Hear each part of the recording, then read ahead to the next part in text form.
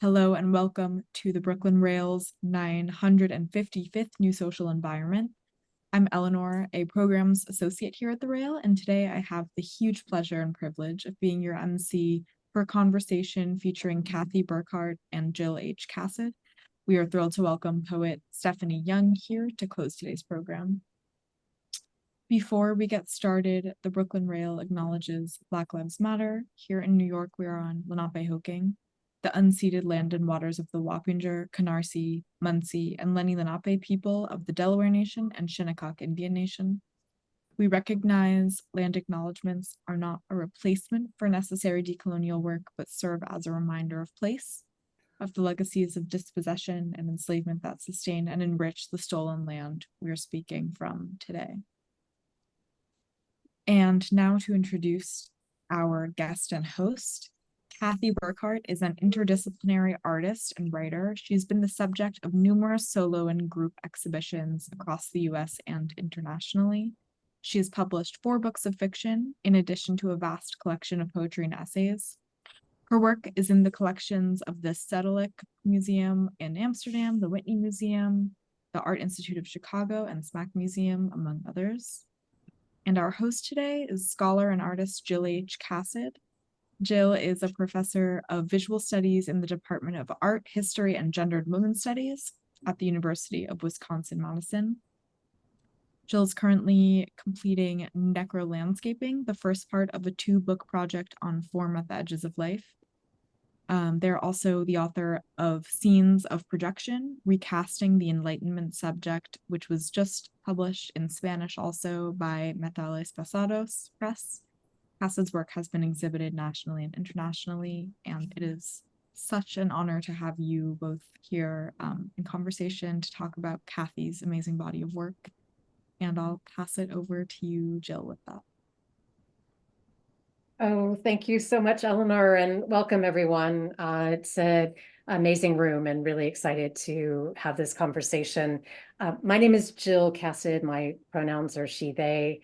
I'm the granddaughter of Jewish refugees from Germany. My great-grandmother was taken on the first transport of Jews out of the Baden region, as well as descendant of refugees from what's now Belarus and Ukraine, who refuses Zionism and insists on solidarity with a free Palestine still, in calling not just for ceasefire, but also in aiming to dismantle the apartheid regime of our time as a praxis of love. I'm a professor of visual studies at the University of Wisconsin-Madison, a land grab institution that occupies the unceded territory of the Ho-Chunk Nation. I thank Chi-Ming Yong for the acknowledgement that Zoom is not outside settler colonial occupation. The Zoom corporate technology that brings us together virtually is headquartered in San Jose, California, on unceded Muwekma Ohlone land. We remember that virtual space, too, has a material basis and participates in ongoing legacies of land theft. Without material consideration of land back, the right of return, reparations, and abolition, acknowledgement, of course, is never enough. And I am thrilled to be in conversation with the inimitable Kathe Burkhart on the occasion of not 1, but 3 concurrent exhibitions that together offer us a truly rare portal onto the non-conforming queer feminist genius whose work continues to challenge. One of these exhibitions is the jewel of the solo exhibition at Chime and Read. It's up until December 23rd, that features a carefully culled selection of paintings in both English and Dutch from the Liz Taylor series, which has mined distinct terrain within the canon of feminist art, merging provocative image and text to critique notions of gender, sexuality, power dynamics, and the body.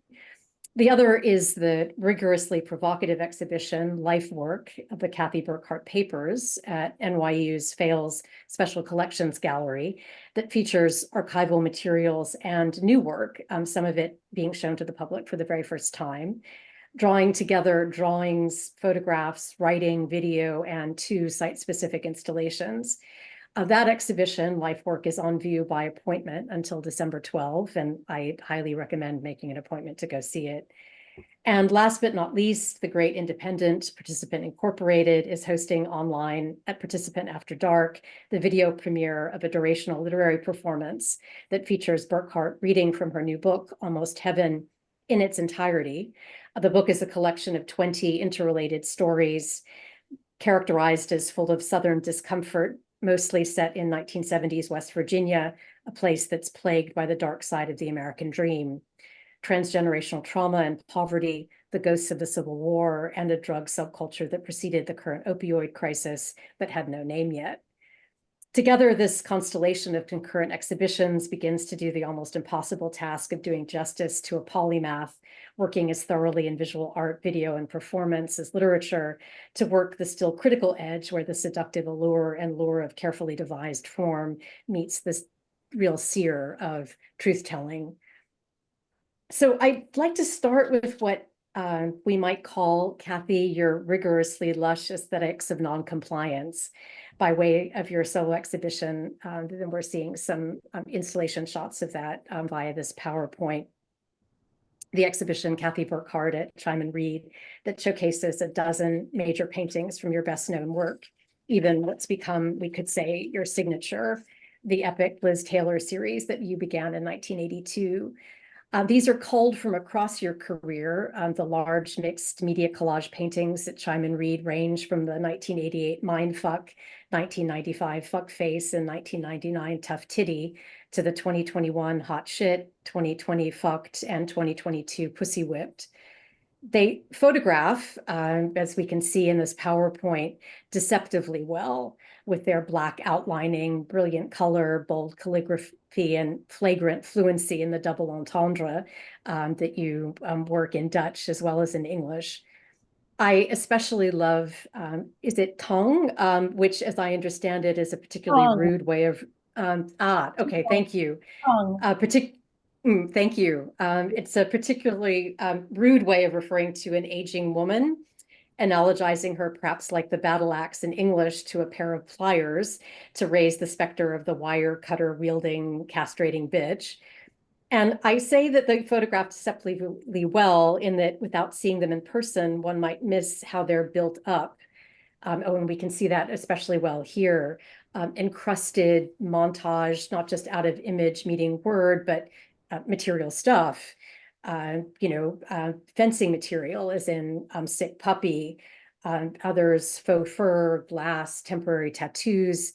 The Liz Taylor series is sometimes described as a kind of project in self-portraiture that works through a surrogate who was already a projection screen. In an interview with you for Art in America, Jane Harris frames her description of the Liz Taylor series provocation in terms of the public performance of identities beyond the binary.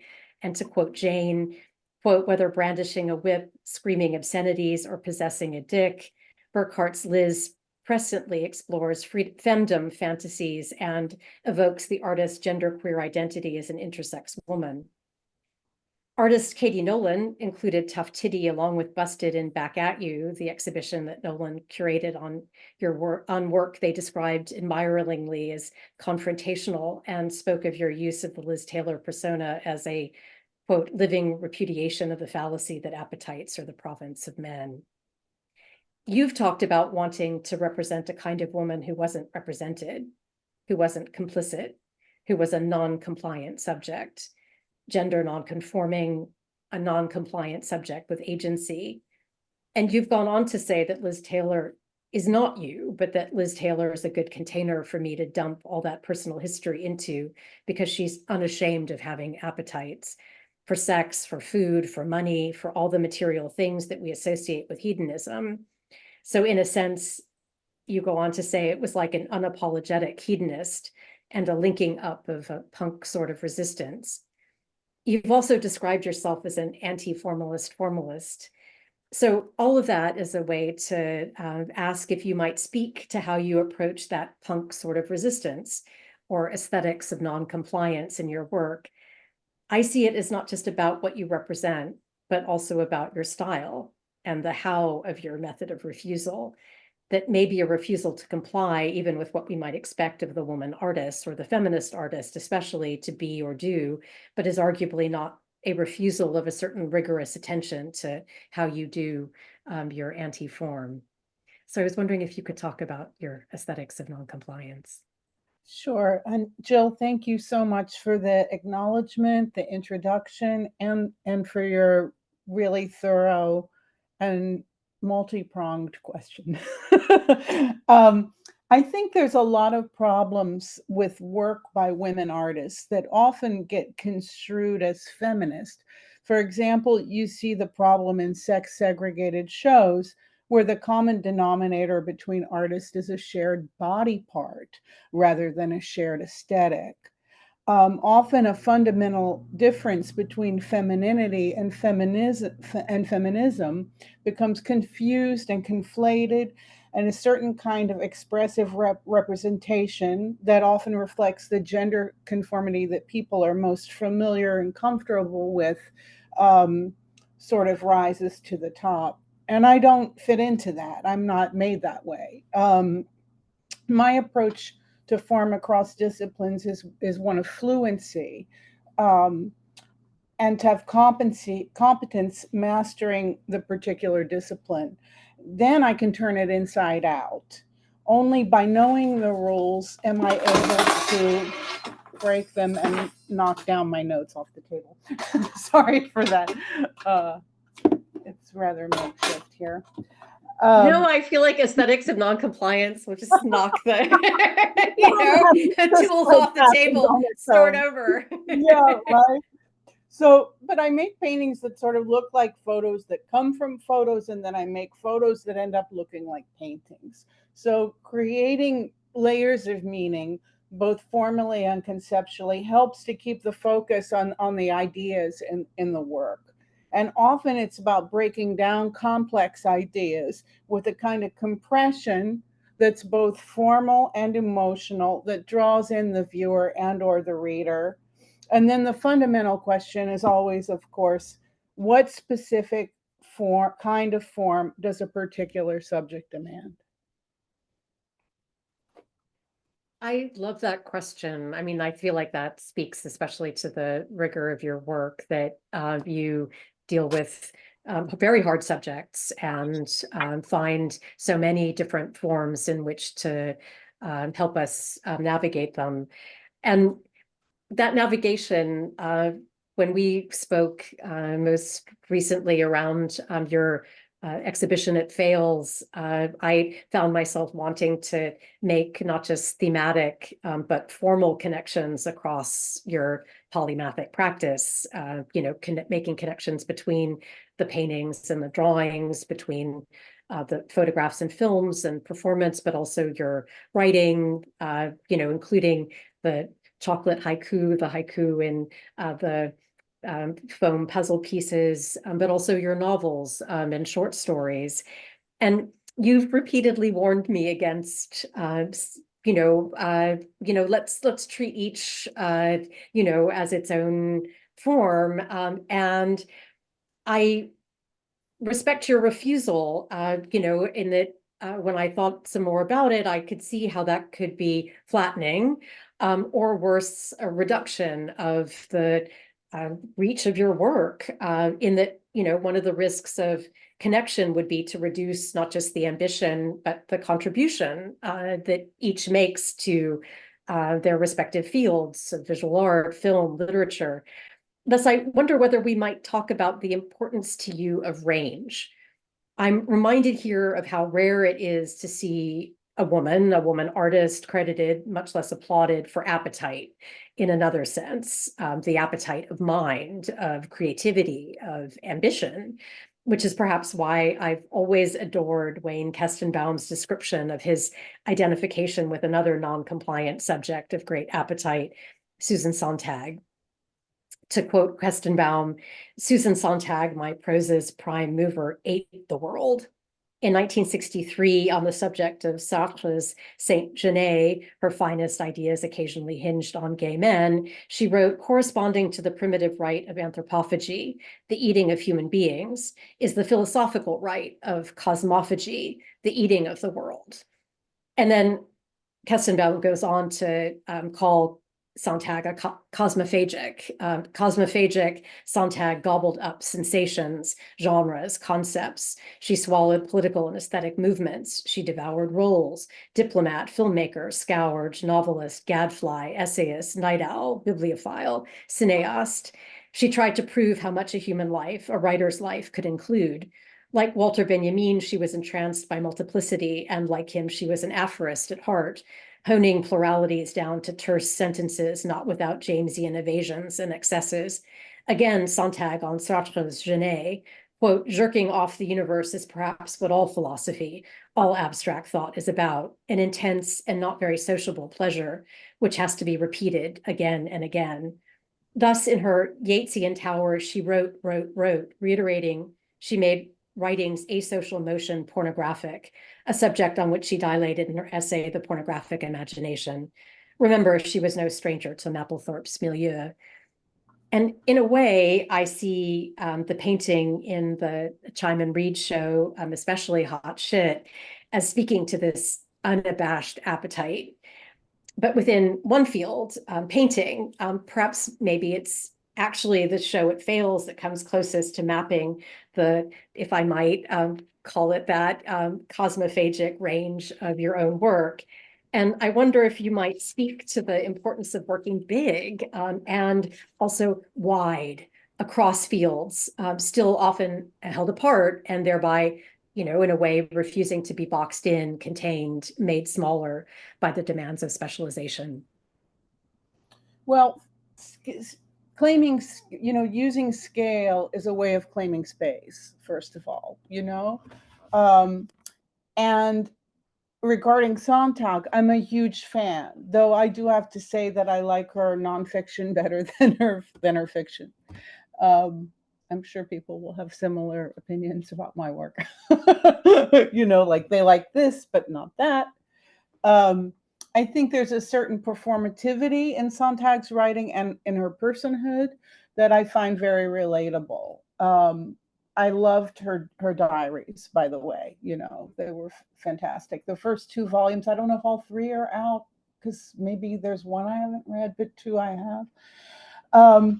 Anyway, in Hot Shit, E.T., as I call her, Elizabeth Taylor, gets to ride on a car hood while painting in plein air, but don't miss the vampire bite marks on her neck. She belongs to the studio, and here we can say that she's both emboldened to the system and to her craft as well. When I came up in the art world, the women who were the most successful were the ones who rejected painting and worked in what was then called new media, photography, performance, and video, media that were materially dematerialized in relation to painting and sculpture. I don't think we can really achieve parity that way, but that was an important moment. On the other hand, and that's not to discount anyone's work or contribution. On the other hand, one of the biggest contributions of feminist art is the use of alternative media, life experience as material, performativity, and let's not forget the invention of installation art with works like Woman House and so on. So one reason I included the Sixu video at the Fails is a coda to this kind of problem, becoming active in a variety of creative pursuits and having many people only know about, in her case, one essay, The Laugh of the Medusa, or in my case, one series, the Liz Taylor series.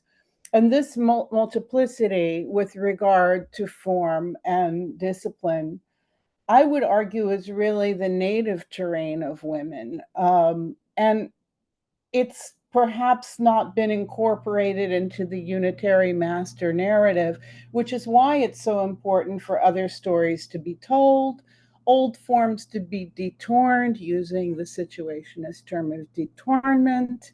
There's a kind of a codex, a relationship between appropriation and then detornment, and that kind of political activity is really important to the work.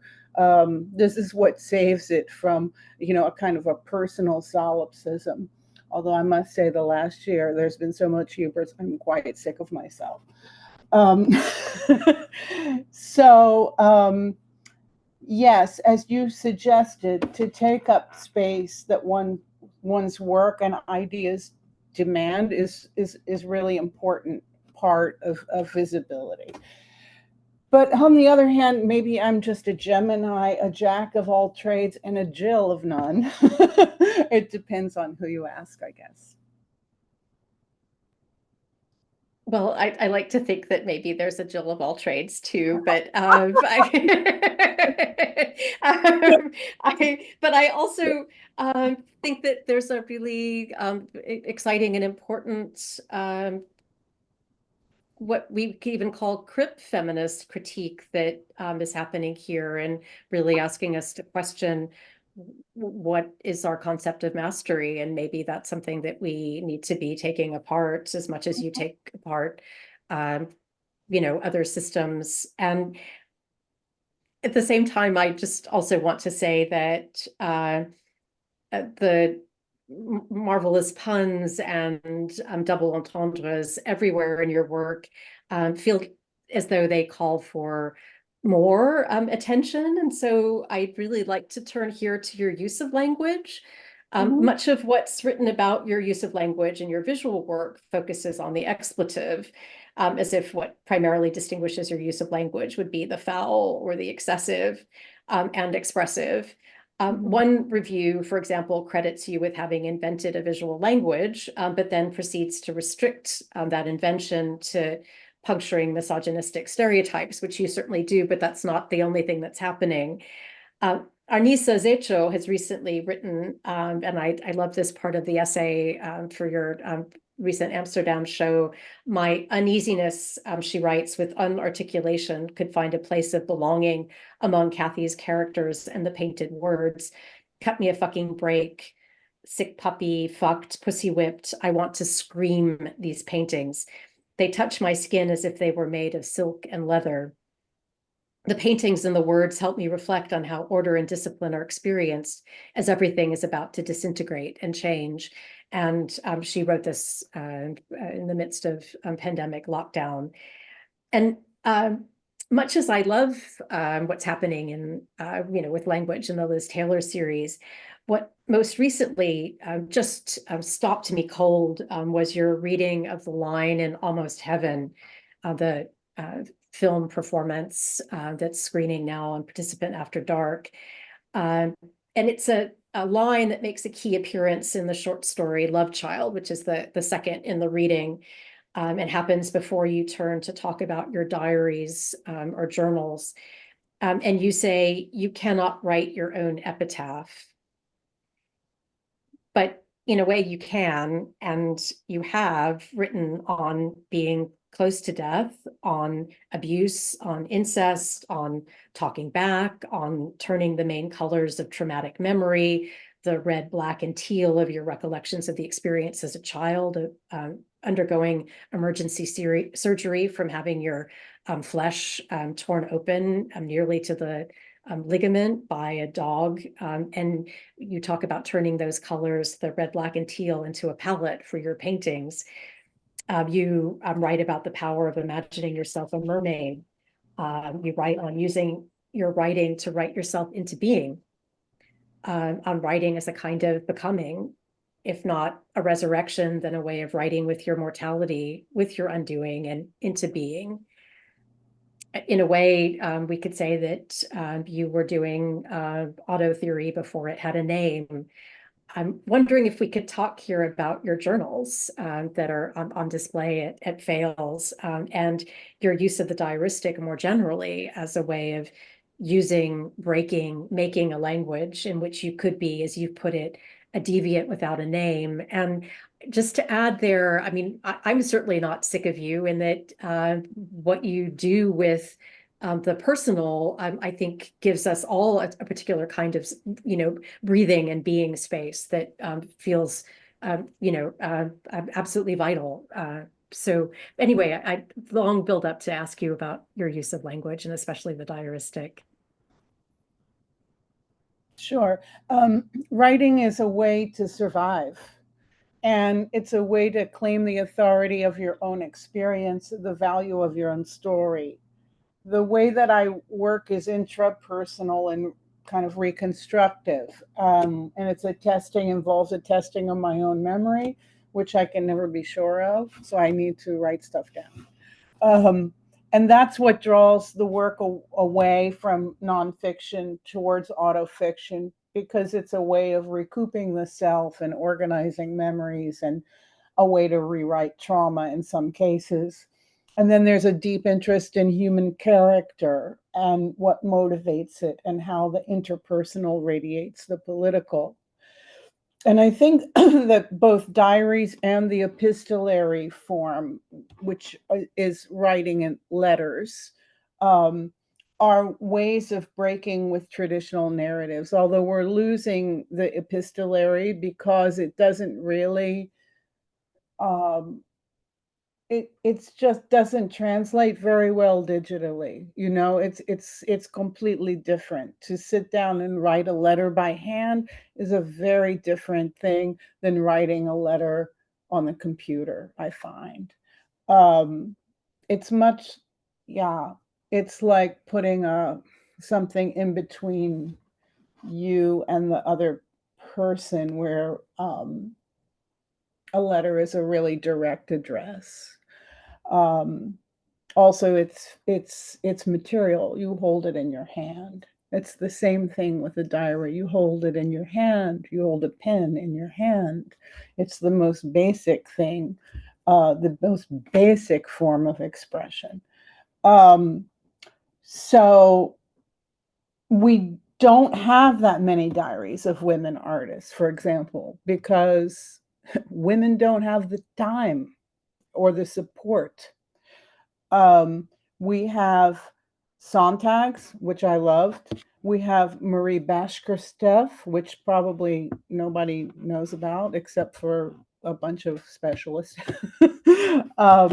And Anne Truitt's Daybook come to mind. So for me, a diary is a journal, or a journal is a place for poems, drafts of stories, fleeting thoughts, ideas for works, hopes, fears, observations about relationships, drawings, doodles, medical stuff, what I did or liked or hated, how I felt, what I dreamed daily or however frequently, because I don't always write daily, and about a kind of an attitude of mindfulness, that incorporates self-reflection. That would be daily. There's not always time to write about it, sadly. Cixous has written, "Woman must write herself," and I follow her, and writers like who have influenced me, like Annie Ernaux, Clarice Lispector, Elfriede Jelinek, Marguerite Duras, no American, sorry, and others in that direction, towards myself. The journals are certainly the foundation of everything, and some entries from the diaries make it straight into the novels and stories. The double standard is the best example of how I do that, because it's a parallel structure with alternating narratives. One is a teenage girl straight out of my teenage diaries, and then the same person, older, in another dialogue sourced from the diaries, but bent and shaped into a kind of an autofiction and an intrapersonal dialogue. I like what you say about undoing. It's both a part of the process and a part of the intent. And I understand that term in the sense that Elizabeth Gross used it, undoing, as remaking, a kind of a form of change. I also want to thank you so much for making those connections that are also, I think, important distinctions, and respecting the substantial contribution of each of those ways of employing the diaristic. And I wanted to mention, for those who will want to go to the Fales exhibition before it closes, but also to consult the materials that will remain in the archive. It's 55 boxes of your papers, correct? And 104 of your journals. So a really, really important resource going forward. And not least for what I'd really like to turn to here, which is to talk about what you do with pain, how you use trauma and difficult truth-telling in your work, about the ways that you work through trauma, or as I've been putting it in my own work, devise ways of doing things with being undone. In an interview with Annabelle Graham for Autre magazine, you responded to the question of what inspires you with a short list: popular culture, films, literature, daily life, relationships, which you then summed up in a phrase that becomes the interview's marvelous title: "Suck them in with beauty, knock them out with the truth." I wonder if it also might work the other way. I confess to being sucked in by the way you use variations on the diaristic to write decorum, flouting, impossible, seemingly inappropriate, wild truth, sometimes in your novels and short stories, sometimes in your haikus. I think there's something about how you resist voyeurism in that telling, how if none of us are off the hook, in a way, we're also included. And what you're indicting ultimately is systems, while showing us how to work with, how to, as you put it, repurpose a language, a classist, cis heteropatriarchal language of dominance, to not pretend that we aren't victimized, but to claim a certain radical agency in and out of that place of victimization, as still desiring, thinking powerfully how to say the unspeakable, claiming forms of deviant beauty, to play with the dynamite of using your trauma, using by identification or implication our trauma as a way to connect the dots, to maybe even undo the rule of repetition. Yeah, I think it's possible to suck other truth tellers in with the truth, I suppose, but we might call that preaching to the converted. or important. or just telling a good story. Some people need a little extra nudge or direction. And you're absolutely right that I'm trying to indict systems of impression that are intrapersonal, interpersonal, and political, socio-political. And using parallel series in different media helps to show that, I hope. Repurposing language and art materials and my own history, my own diaries, all of that is grist for the mill, in the making of meaning and the making of resistance, sustained resistance, I might say. That would be better. And yes, no voyeurism. I'll do that too, because in the hardcore series, the photographer is framed as a voyeur, but the image is completely contained.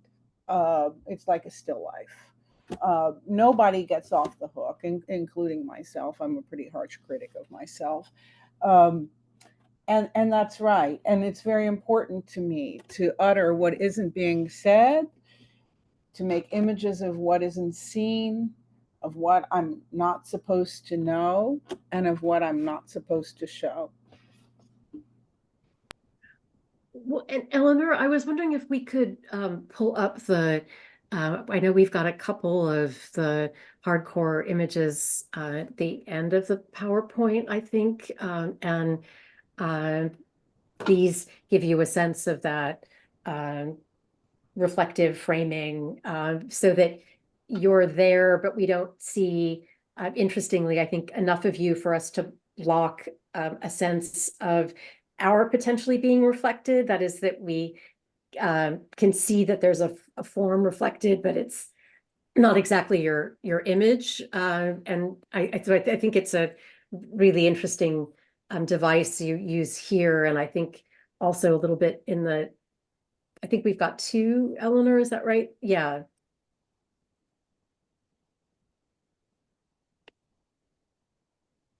Well, and of course, this is the one, oh, sorry, go ahead, Kathe. No, I was just saying, you can see me in this one, the one that's up, you can see me on the lower left corner taking the picture. in the reflection.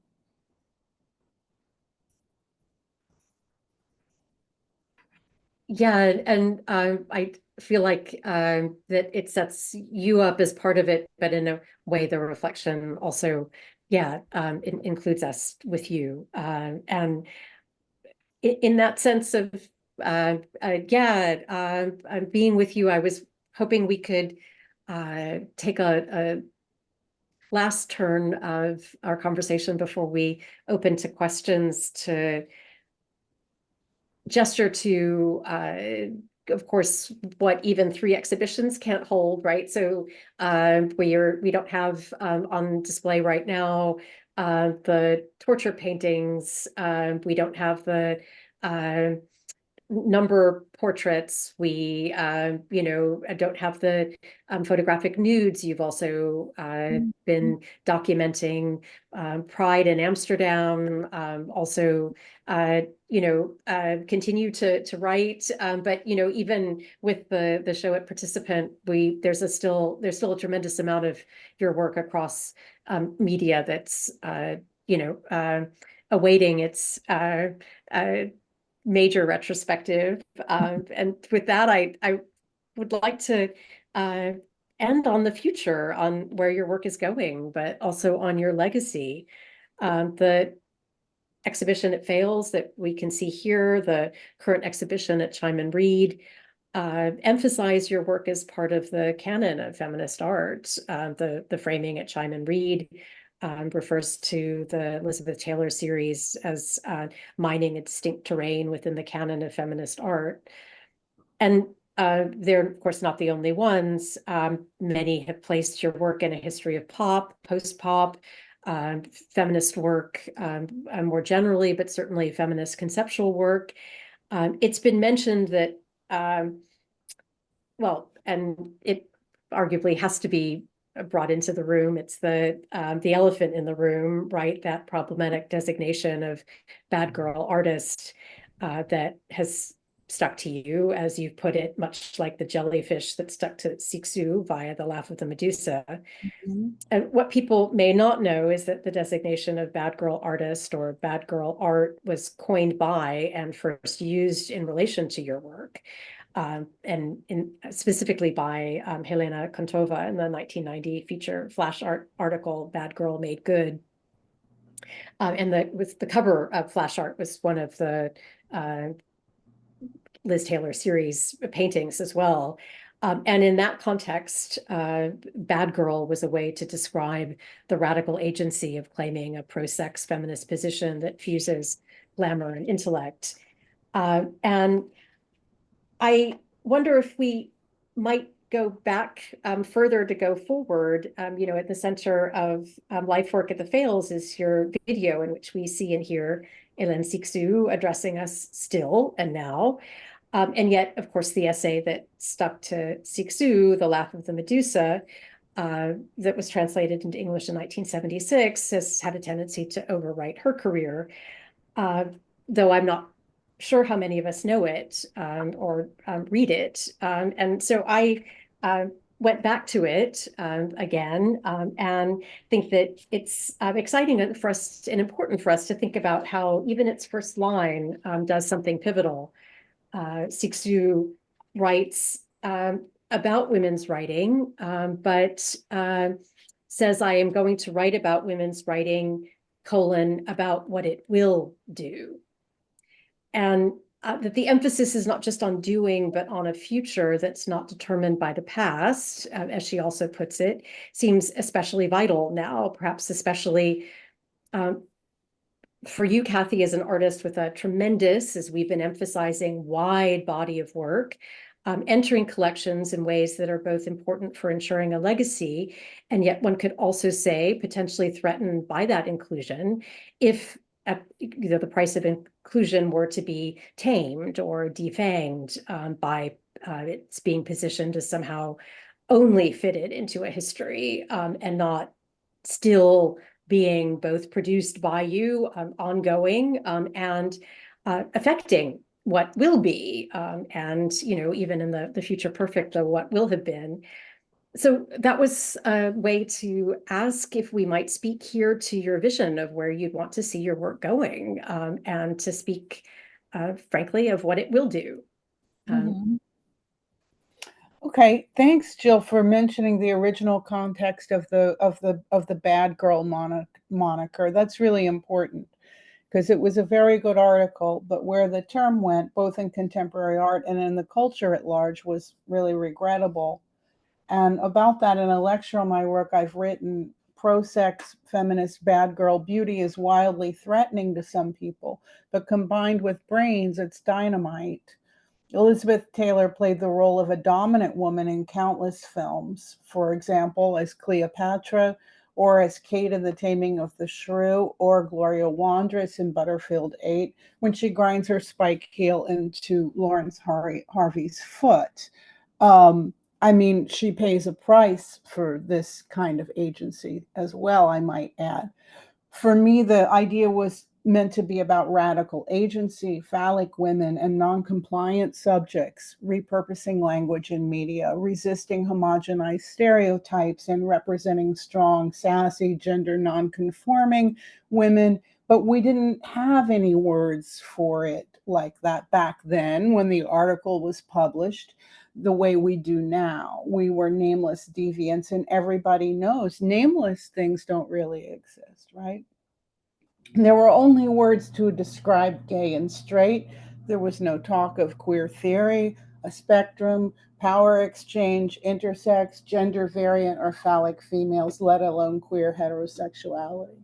There was no solid bridge yet between feminism and gay rights and sexual subcultures, no BT or I yet in LGBTQI. However, the term bad girl, while being broad and irreverent enough to contain all of that, soon became something of an albatross, a flopped binary adopted for marketing purposes, yet widely refuted as a viable position, rejected by prudish good girls, or dismissed as separatism, humorlessly castrated by academic feminism on the one hand, and simultaneously embraced in a totally wrong-headed way by pop culture on the other. Girls who weren't bad, who were bad, weren't smart or to be taken seriously if they were, and girls who were smart weren't fun. Bad Girls became marketable and quickly became the name of a museum show that I wasn't even included in my hometown or in London. I was included in the LA version. The term was quickly denatured to market various inexplicable persons and agendas. And then regarding the questions about legacy that Jill had asked and the future, which I'm looking forward to. I hope that in doing legacy work, which is what the Fail certainly is, after all, it's an archive of my papers that is not sent, I hope it's not sent to the dustbin of history. I mean, in that case, just shoot me, you know. That show was 8 years in the making, and it was supposed to be in 2020 initially. I want to mention again that it can be seen through December 12th, and I'll be there that afternoon on the 12th from 1 o'clock to 5 o'clock. And that if you'd like to visit, you need to email special.collections@nyu.edu. I'm going to type that now in the message box. They can accommodate same day request. It's open Monday through Friday, 10 to 5. All institutional shows are legacy work as well. So that's been a kind of ongoing for the past few years with the shows at the Rozenstraat and the Amsterdam Museum. And you can even go further back to Fri Art and PS1. So all those shows included both new and old work. So it's not a situation of, oh, just the old work is being shown. That's not the case. I'm very careful about that. I'm still alive, you know. The Chime and Read show is split between new work and old work. and there's new work incorporated into the fail show as well. So there's forward movement there. That's not to say that there's not in the world a drive to marginalize older women and their work, and that's ever present and sad. I'm 65 and a half now, and I'd hope that I would have been able to move the age of respect, shall we call it, up a little bit for the generations after me, of women after me, but I haven't been so successful in doing that. Historical change is very, very slow to happen. We're, in the midst of a backlash. Look at Roe. Up to the age of 40, women face sexism, but over 50, both sexism and ageism, that's a really piquant sandwich. It's like, what? Discrimination and disrespect doesn't just come from the usual suspects either. It also comes from those ethically challenged younger people who prefer a game of leapfrog to camaraderie, who try to force untenable alignments to up their own critical context, or who flippantly dare to question the historical relevance of a 45-year-old practice. That is due to the fierce competition in our field and the few crumbs that are available to women who don't literally or metaphorically stick their ass in your face. Maintaining staying power and timelessness is the long game. After an intense year, I just really want to go quietly back to my work, get Almost Heaven published as a book, and go back to my studio in Amsterdam.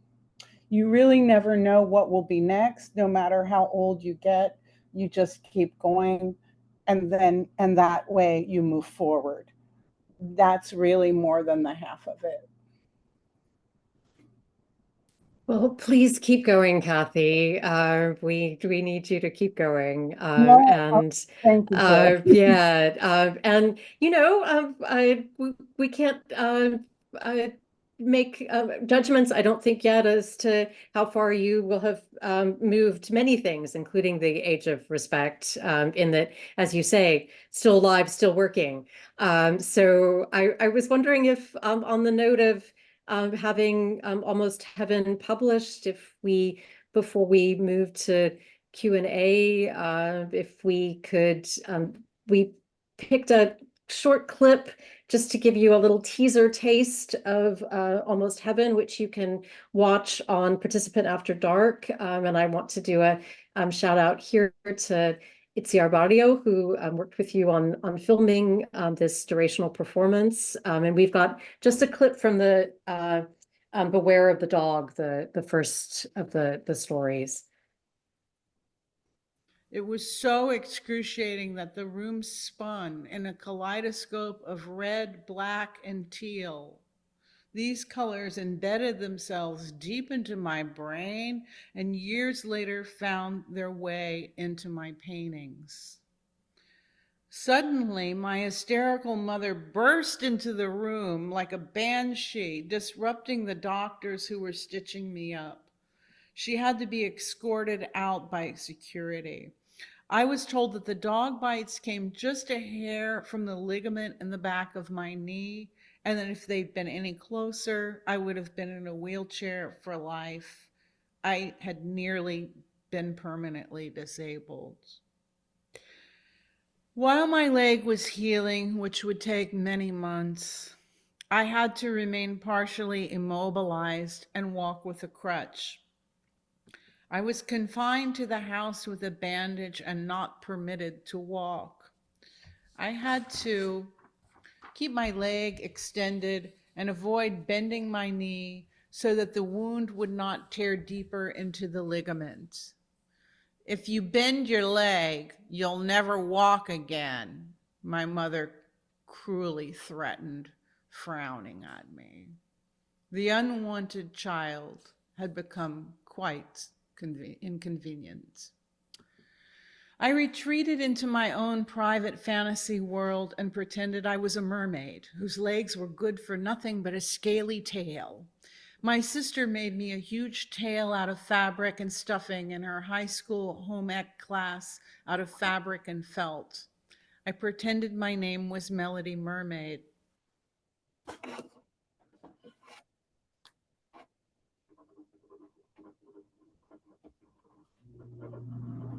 Thank you so much. I really loved that particular clip. There's obviously much more, but I also, I know we want to open things up to questions, but I did want to ask about the video that's in the Fails exhibition that also takes us seemingly underwater with the mermaids. And the mermaid is a recurrent image and vehicle in your work. And I didn't know this backstory and wondered if you could also speak to the new video that's in the Fails exhibition.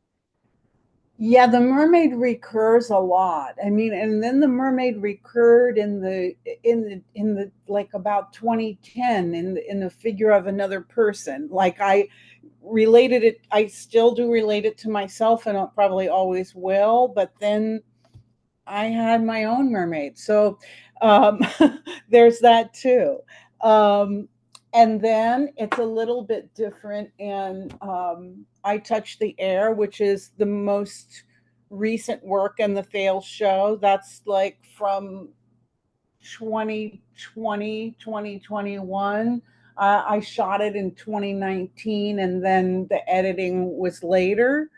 The poems came up in 2020. I shot it. I did. This happens sometimes, like a lot of times, with video, I know exactly what I'm going to do, for example, for like a work like the Boterlam, it's all set up, and this, I didn't know what I was going to do. It sat in the can. So during the pandemic, I was in a situation in which it made sense to me, and with the poems, it made sense to me. And one place that the poems as a literary practice do cross over into the work is in the video, and that one in particularly, and into the puzzle haikus, or the chocolate. If they're made out of chocolate, they're usually made out of puzzle haikus, or I sometimes use chocolate letters.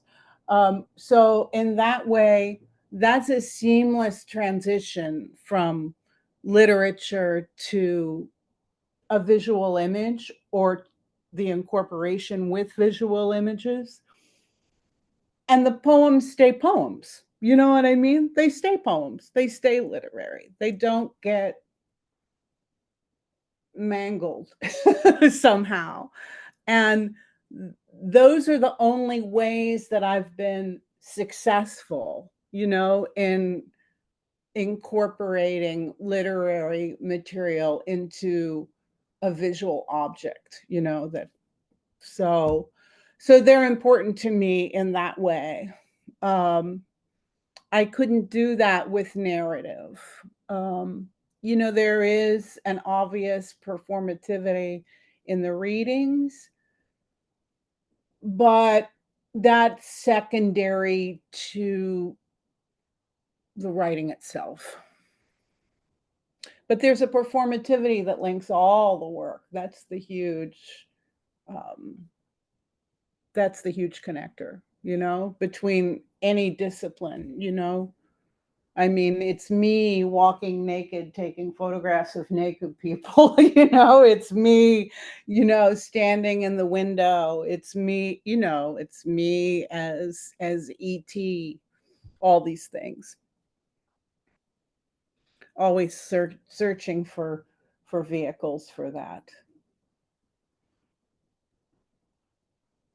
I love that you call this Taylor E.T. I feel like that also brings out the particular strangeness, that the not quite humanness that seems really important also for some of the imaginative vehicles, right, where you can become something that's hybrid, that's Yeah, she's adjacent to.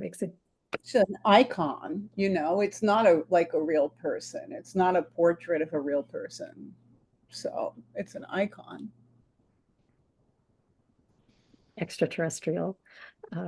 Yeah. Yeah, it's more ET than some people have said. Right. Some people have said, oh, it's an avatar. And I'm like, you people are young. You're really young. Because it's not an avatar at all. You know, an avatar is something that embodies you. This is something that I inhabit. So that's quite a different relationship.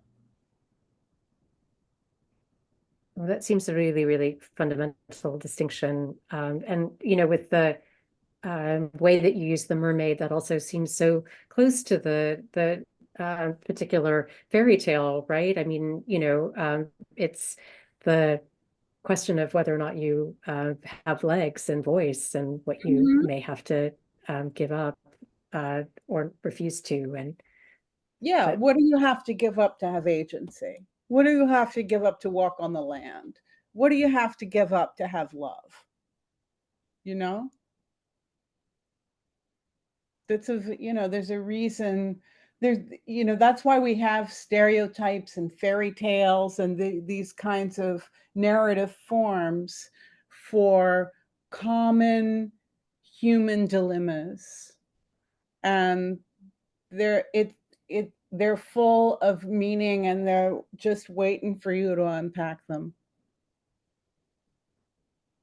I mean, there's something we all know what these things are.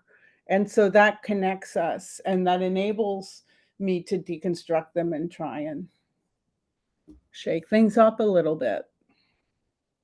Or just simply to represent identities which are not normally represented. well, exactly. And I'm wondering, but we can open this up to some questions. We have an amazing room. It's so exciting to see you all. Do people have some questions? Yeah, thank you, Jill, and thank you so much, Kathe. This has been such an incredible and inspiring conversation, and it's truly an honor to hear about the expansiveness and the, you know, just everything that's behind your work, Kathe. So thank you. We do have a few questions, and if anyone else would like to ask a question, please write a message in the chat or just raise your hand. Our first question today will be from GE. Oh, thank you, Eleanor. Thank you, Jill, and thank you, Kathe. Kathe, I wonder, how do you disrupt subliminal desires? Well, you do that. One way you do that is with images. Another way you do it is with words. So you connect with someone on a personal level, you know, through the work, and that's how it's done. If you know, doesn't work every time, but that's my best game. It's a great game. Thank you so much. Thank you so much. Thank you for your question. Thank you, GE, for that question. I would like to ask you a question, Kathe. In your mention of legacy, and kind of thinking to the future about, you know, the spaces and that your work will hold and holds now and will continue to hold and grow and change. I'm wondering about your mentors, if looking backwards a little bit to the legacy that brought you into the current legacy that you have now, if there's any mentors that come to mind of like having particularly influenced you in your work. Well, I mentioned the literary ones. I mentioned Annie and Helene and Clarice and that, you know, that's the sort of the collection of writers who I feel deeply connected to. And, mentors, I mean, school was, I graduated school in 1984. But certainly Barbara Cougar was very, very important for me. Sherry Levine, Kathy Bigelow, they were really important for me, at school. Jane Weinstock, the filmmaker. So 2 filmmakers, 2 artists come to mind immediately. Yeah, and that would be them. So, yeah, I always remember Barbara telling me that, women artists, you have to make something like 3 times as good as a man to have anybody look at it, which is pretty much true. So, and then along the way, there's lots of friends and colleagues, and also I'm very, there's just a lot in history, but also people like Louise Bourgeois. She was very supportive of my work early on. Like, she saw my first one-person show. And, all of the originals out there. Incredible list. Thank you so much, Kathe. You're welcome. And that was all the audience questions that we've received. Again, if anybody wants to quickly jump in with a last question, feel free. But before I move to our poetry reading, I just wanted to see back to you, Jill, if there's anything else you want to ask or anything you want to bring in before we move on. Oh, thank you. Well, I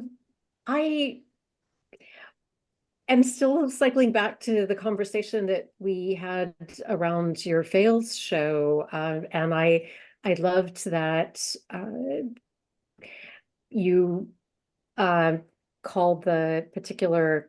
I mean, you had, of course, several conversations. One that was to be dedicated to the paintings, one to the literature. I loved that you were willing to call it, Who's Afraid of Kathe Burkhart? And I'm wondering about your being willing to also make people feel a little afraid, to be confrontational, to be big, loud, wide, but also, I mean, we talked a little bit about uncomfortable truth telling, but I think I framed that very specifically about my, really wanting that truth, but not everybody does, and so I maybe this is a selfish question. I want to know about what it takes to have the stamina, the endurance to keep doing that, to be willing to make people afraid of you. I don't want to make people afraid of me. I mean, they just tend to do that on their own. I don't know why, because I don't, subscribe to gender norms. They look at my face or my body and they see one thing, and I open my mouth or I do my work and they, they're like, what? And, I mean, it's just, I'll just tell you a story about, one time I had a solo show in New York, and, the gallery had the sizes of the works, and they first sent a van, but the work didn't fit in the van. Then they sent another truck. The work didn't fit in the small truck. Finally, they send a truck that the work will fit in. Why? Because girls don't make work that big. They can't possibly fucking be that big.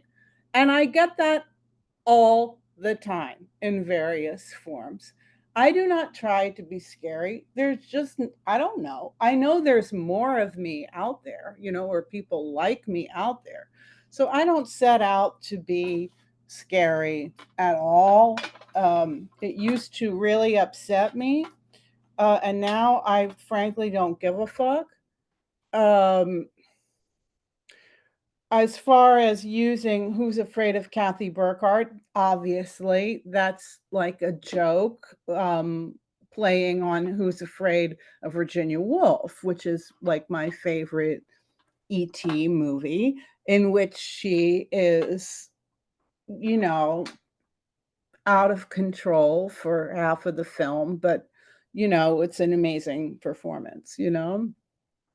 She's a dissatisfied academic wife on a bender, you know. So talk about non-compliance, you know.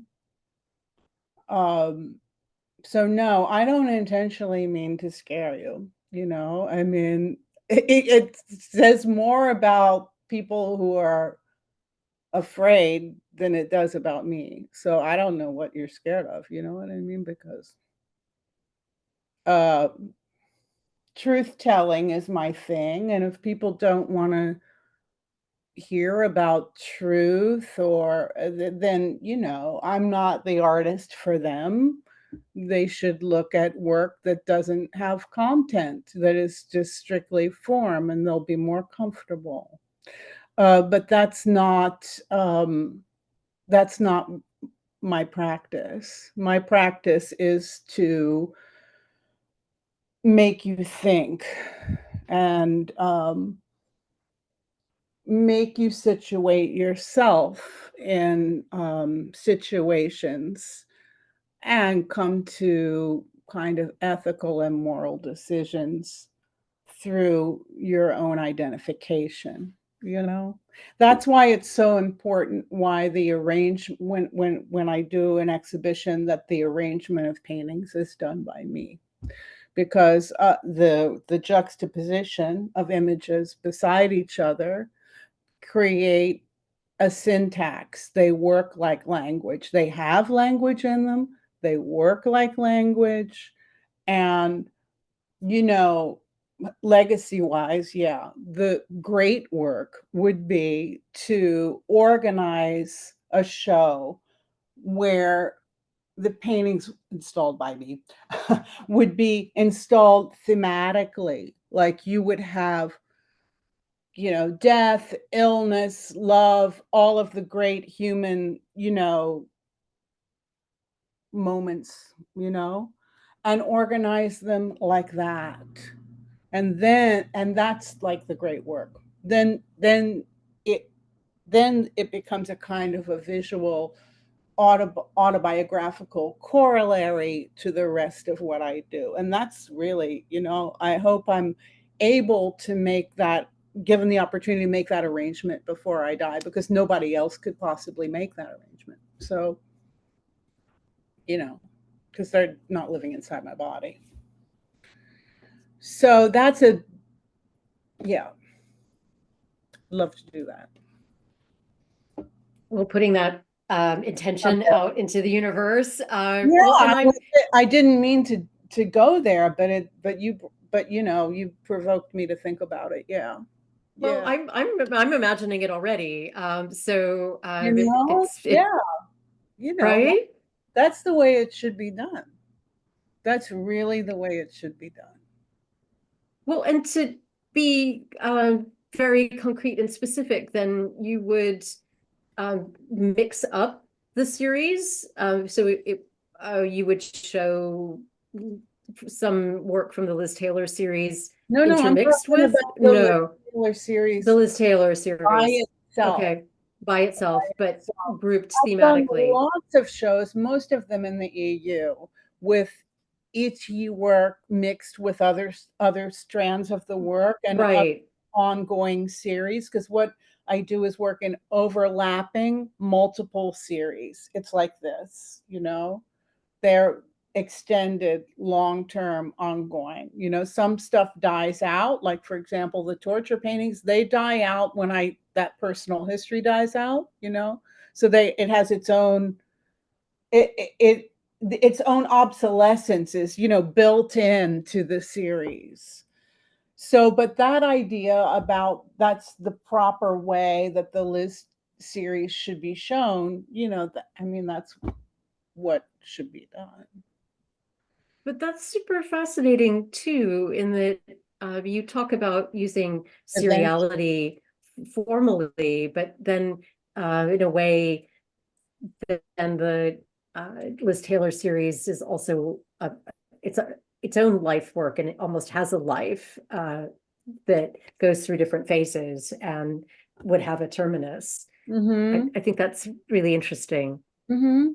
I mean, yeah, we'll see if I get the opportunity to do that. And I also have to reevaluate if I have to reevaluate it every once in a while. So when I go back to the studio, I'll be doing that. So yeah, but that I can always do that project because a large enough corpus of work exists to do it.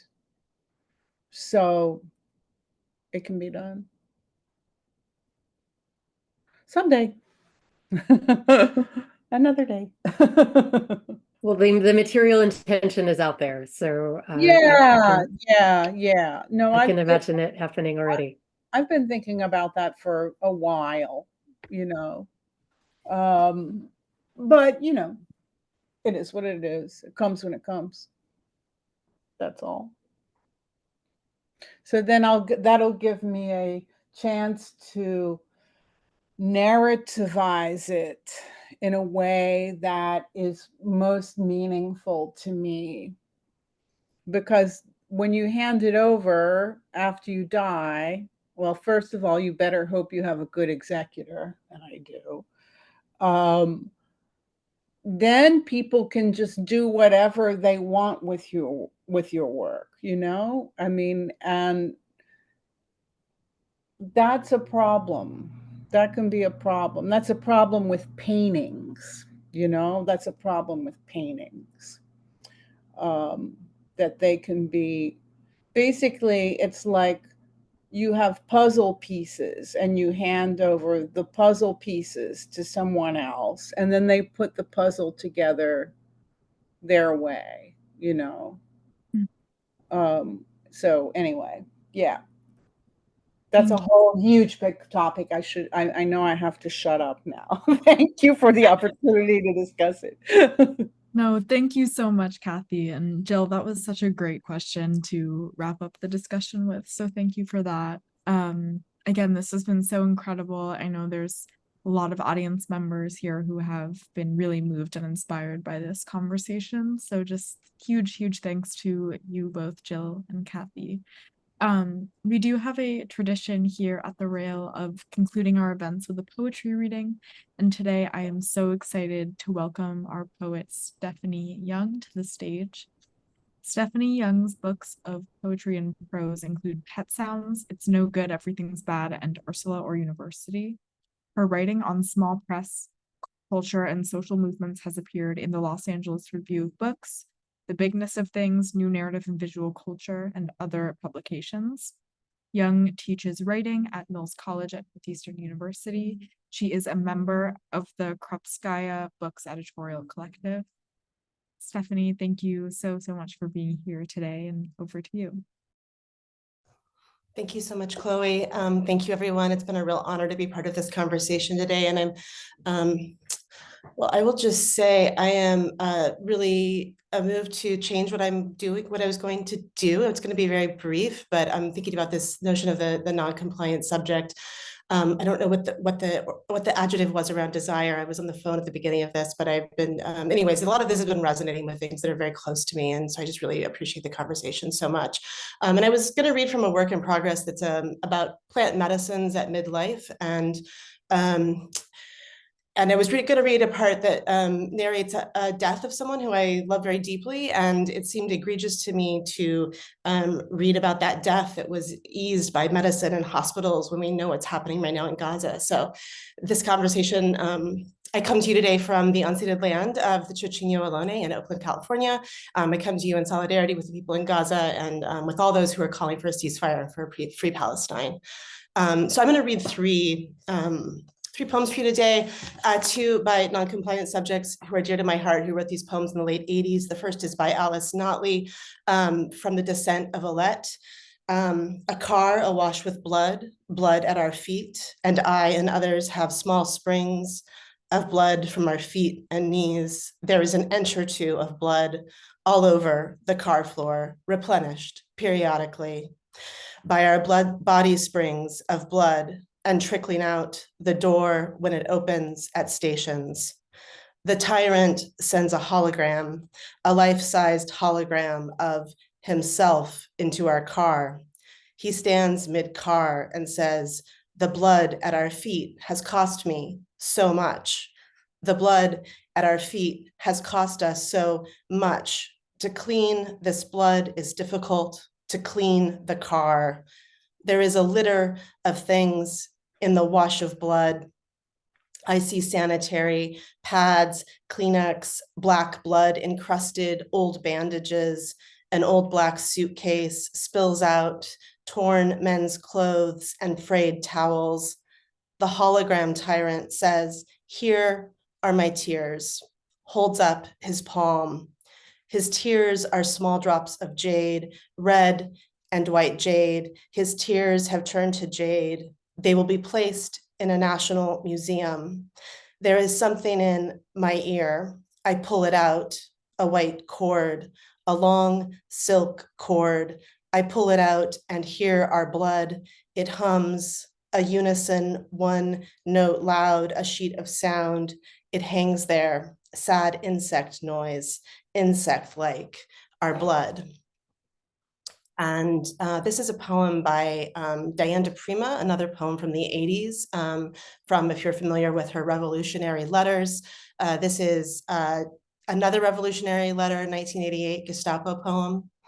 Where is Gestapo? Where does it end? Where is it? Soweto, it is. Where does it end? Not Oakland, it doesn't, not B'nai B'rith. Where is it? Gaza, it is. Where is it? San Quentin, it is. Where? Peru, where? Paris, where? In Bonn and Prague and Beijing, it is in Yellow River Valley. Where is it? Afghan, Guatemala, Rio, Alaska, Tierra del Fuego, the wasted taiga, it is. Where is it? And where does it end? Not in Oakland, it doesn't, not in London, not in the Mission, don't end in Brooklyn or Rome, Atlanta, where Morocco, Gestapo is Sudan and death, where end, not Canada, sold to Nazi USA, not Mexico, Kenya, Australia, it don't, not end, Jamaica, Haiti, Mozambique, not end. Maybe someplace it isn't, maybe someplace it ends. Some hills maybe still free, but hungry, eyes blaze over ancient guns. And then I want to end with a poem that I wrote. And I wrote it a while ago, and I'm looking at the notes. But anyways, it felt like it could be part of this conversation. So it's a pantoum. It's written under the sign of and for Cassandra Gillig, King Tinder, with Paul Preciado, Hiromi Ito, Alice Notley, Monique Wittig, Rosa Luxemburg, with thanks to the list of 20 things you absolutely cannot wear over the age of 30, Celine and the British Board of Film Censors. So. My arms in that photo, 2 slabs of meat, just an image, but it has potential to defile itself, to grow older, just an image, but it has potential. I could crush the men to grow older between the slabs. I could crush the men between you and me, between the slabs. My head is making my shoulders look huge. Between you and me, deep and wide, my head is making my shoulders look huge. Oh, let me cross over. Deep and wide, flex and heave. Oh, let me cross over wearing scrunchies and platform flip-flops. Flex and heave with the given supplies, scrunchies and platform flip-flops. That is my father's uterus. The given supplies swimming against a heavy tide. That is my father's uterus, or I am qualified to give you pain by telling the truth. Swimming against a heavy tide, I did not cross my arms over the uncomfortable region. I am qualified to give you pain by telling the truth. A single time wasn't enough. I did not cross my arms over the uncomfortable region. In spite of all directives, a single time wasn't enough. Curl back my lip to show my teeth. In spite of all directives, great horsey thighs, curl back my lip to show my teeth, slightly more oily skin, sexual excitement, sweat, great horsey thighs, the night of reaction, slightly more oily skin, sexual excitement, sweat. I spent an hour in the bathroom, the night of reaction, booty shorts, leopard print hoop earrings, an hour in the bathroom, nourishing the spinal cord. Booty shorts, leopard print, hoop earrings, the fantastic, confused news, nourishing the spinal cord, cries of delight and of enthusiasm. The fantastic, confused news, spanking, face-sitting, female ejaculation, cries of delight and of enthusiasm, lively agitation, spanking, face-sitting, female ejaculation, my head, it's making my shoulders look huge, lively agitation, urination in various contexts. My head is making my shoulders look huge, just an image, but it has potential. Urination in various contexts, all the latent possibilities. Just an image, but it has potential. Then all of me would be full of courage, all the latent possibilities. I've had it up to here. Then all of me would be full of courage, a sexual colossus of self-design. I've had it up to here, bare-chested on a winter day, a sexual colossus of self-design, a thorn planted in the somatic field of the mind, bare-chested on a winter day, my arms in that photo, 2 slabs of meat. Thank you. Wow. Stephanie, thank you so much for that absolutely incredible reading. It was an amazing expansion of the conversation today. So thank you so much again. And thank you to Jill and Kathe for your incredible dialogue. Thank you to everyone here in the audience for tuning in today to this wonderful conversation. I'd also like to thank Chris from Chime and Read and Peggy from Fails for helping us to prepare for today's event. We'd also like to thank the Terra Foundation for American Art for sponsoring our NSE program and for supporting our archive, which you can view on our YouTube channel and where this conversation will be posted very shortly. Please help keep the rail free. We are currently fundraising $200,000 this season to directly support our writers, guest artists, production staff, and operations for the coming year. As a small nonprofit, we do need your support, so please donate at the link in the chat to help us meet our goal of $200,000. And please join us tomorrow at 1 p.m. for a conversation with Lotus L. King and C.A. Conrad on the event of In Cascades at the Contemporary Art Gallery at Vancouver. We will conclude with a reading by Kor Aliyah Ahmed tomorrow. And you can now all turn on your microphones and say hello and goodbye as you leave. Thank you all so much for today. And I hope you have a great start to your week. Thank you. Bye. Goodbye. Thank you. It was great seeing you. Jill. Thank you, Wow. Kathy. Stephanie. Thanks Thanks so much, everyone. Incredible. Everyone. Thank Was you. So great. Thank you, Jill. Thank you, Nick. Oh, thank you much. all. This was a total thrill. Thank you. Thank you for Thanks everyone. hanging out with Bye, us. everybody. Thank you, Kathy. Thank Thank you. you.